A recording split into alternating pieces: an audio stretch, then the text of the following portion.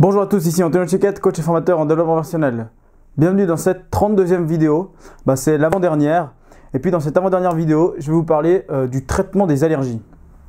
Alors, il n'y a rien de médical, il n'y a pas de soins ou quoi que ce soit. Ce qu'on va faire, c'est uniquement une chose avec les allergies. C'est qu'il y a des allergies qui des fois proviennent d'une réaction uniquement psychologique. Par exemple, je suis dans un contexte donné et puis mes yeux commencent à pleurer, etc. Uniquement parce que c'est un ancrage qui a été fait. Donc on retrouve cette histoire de X et d'Y. Et nous, ce qu'on va faire, c'est qu'on va interrompre ça et donner au cerveau une autre option. Donc pour voir si c'est uniquement mental, comment on fait pour vérifier ça? On va demander à la personne de fermer les yeux et puis de s'imaginer dans un contexte où elle ressent normalement cette allergie et puis voir si les symptômes reviennent. Et puis si ça revient, c'est que c'est dans la tête. Vous pouvez essayer ça avec plein de trucs. Vous pouvez essayer par exemple avec un citron, si vous fermez les yeux maintenant et que vous vous imaginez dans votre cuisine, où vous allez prendre dans votre réfrigérateur 2 beaux citrons. Vous les mettez sur la table, vous allez prendre un couteau, revenez, vous coupez les citrons, vous les pressez, vous les mettez dans le jus, vous le mettez dans un verre, vous sentez cette odeur de citron. Donc là, revenez, mais je suis sûr qu'il y a la plupart d'entre vous qui sont en train de saliver déjà, même moi en expliquant l'histoire, parce que le cerveau ne distingue pas ça, et donc tout est imaginaire, le corps réagit quand même. Donc c'est possible de faire la même chose pour une allergie. Alors comment on fait pour traiter une allergie? C'est en 5 étapes.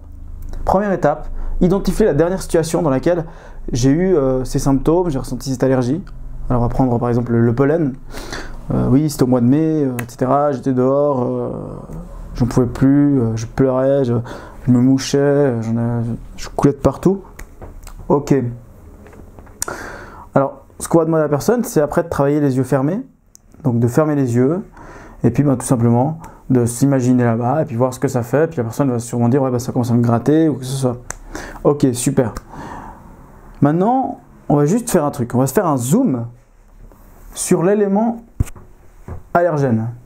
Donc, ce qu'on va faire, c'est demander à la personne une description de l'élément allergène. Qu'elle nous décrive quand il est, qu'on est vraiment comme si on était au microscope, voir qu'est-ce qui te gêne dans cet élément.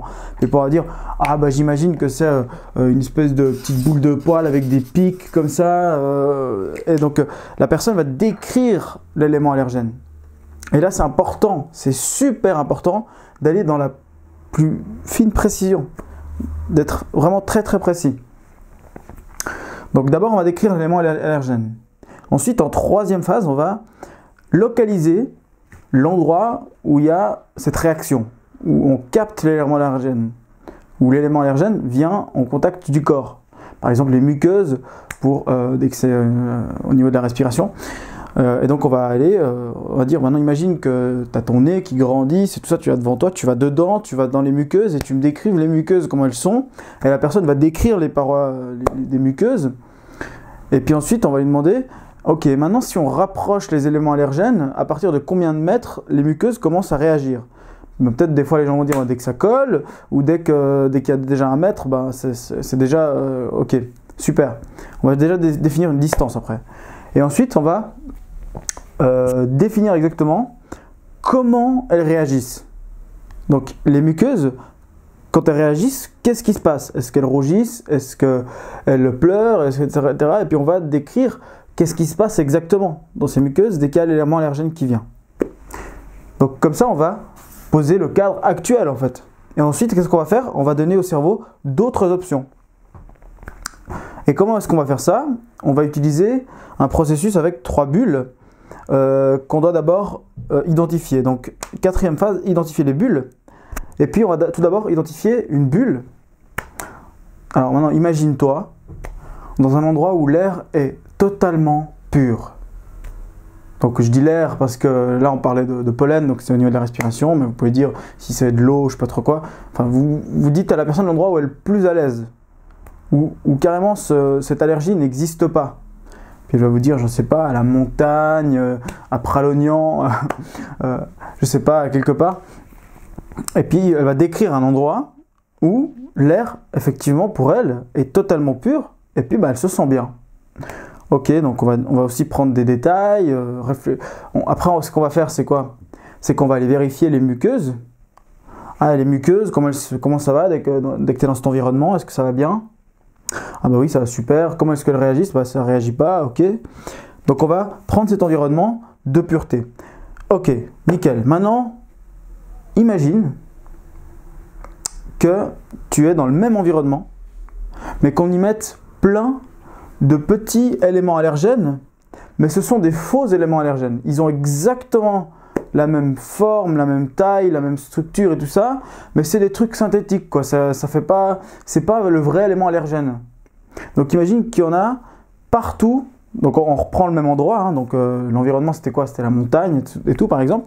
On reprend la montagne, on se dit mais tu es au même endroit, mais maintenant il y a plein d'éléments allergènes faux qui sont autour de toi. Donc ça te fait pas, enfin c'est quoi la réaction vu qu'ils sont faux, tu vois, la personne va décrire la réaction, il n'y a aucune réaction parce qu'ils sont faux, donc voilà. Et la personne va nous décrire de nouveau sa réaction avec beaucoup de précision en mettant l'accent sur le fait que ce sont des faux éléments allergènes, de faux éléments. Ok, troisième bulle. Ok, maintenant imagine que tu es dans le même environnement, mais que cette fois ce sont de vrais éléments allergènes, mais toi-même, c'est un faux toi. C'est en fait comme une projection, un truc, un faux toi qui est là-bas. C'est pas le vrai toi, tu peux te voir là-bas, tu peux voir ton image qui est là-bas, au milieu des éléments allergènes, qui sont vrais cette fois, mais tu vois que ça réagit pas, parce que c'est pas le vrai toi. C'est un peu, on a changé le programme qu'il y avait dans tes muqueuses, dans ce toi qui est là-bas, mais tu réagis pas du coup, mais les vrais, ce sont de vrais éléments allergènes là-bas. Donc ce sont ceux-là, quoi, les vrais, pas synthétiques là. Et puis qu'est-ce qu'on fait là? Là, on crée une vraie confusion dans le cerveau là, et puis on ouvre des tas de possibilités pour le cerveau. Et donc l'idée maintenant, c'est de tourner dans ces différents environnements, donc dans l'environnement où où on a un état de pureté, l'environnement où il y a des faux éléments allergènes, mais où la personne est vraie, l'environnement où cette fois c'est inversé, la personne est fausse, mais ce sont de vrais éléments allergènes, et puis on va tourner comme ça, donc on va lui dire maintenant imagine-toi dans cet environnement-là où tout est pur, ensuite, ok, vois-toi, visualise-toi en train d'être dans cet environnement, mais cette fois avec de faux éléments allergènes, du coup tu peux en avoir partout, ça te fait rien. Après, imagine-toi cette fois, mais c'est pas le vrai toi, mais tu es dans de vrais éléments allergènes, mais en fait on t'a modifié là pour que ça fonctionne, donc c'est pas le vrai toi. Après, reviens sur l'élément, etc., etc. Et on tourne, en fait, on va faire que ça. Jusqu'à ce que la personne soit pleine d'éléments, enfin, ne sache même plus si c'est le vrai ou le faux qui sont dans l'élément allergène ou pas. Elle va tout mixer. Et là, on va vraiment créer une confusion et puis proposer au cerveau d'autres opportunités. Parce que jusqu'à maintenant, il avait quoi comme réaction le cerveau? Il disait, X, Y, maintenant il y a X, Y, Z, W, tous ces machins, il y a plein de solutions parce qu'on a testé tout ça. Donc on lui a proposé tout ça.